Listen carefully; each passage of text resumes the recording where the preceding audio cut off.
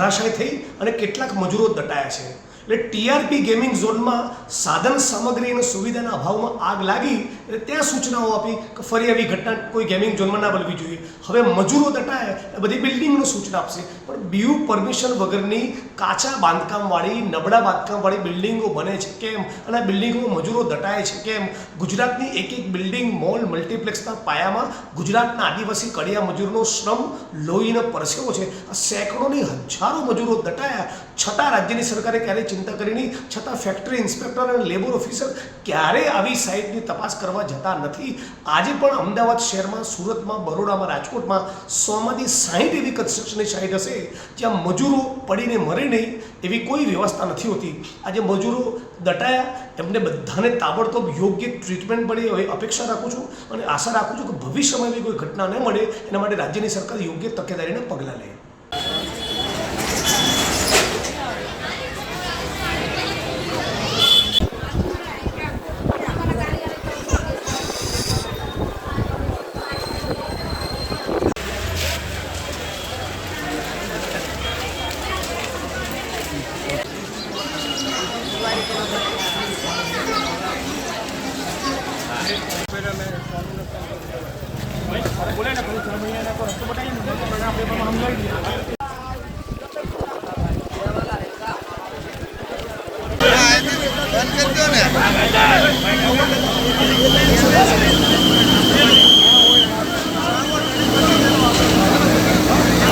महिलाने अंदरથી કાટમાળની અંદરથી રેસ્ટ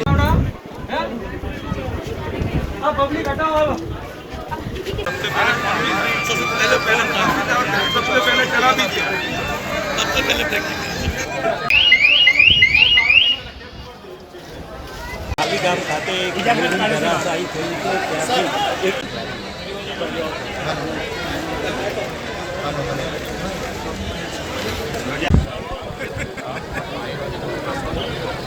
किसान भाई हाँ हाँ हाँ જો આજે ગમે ડોક્ટર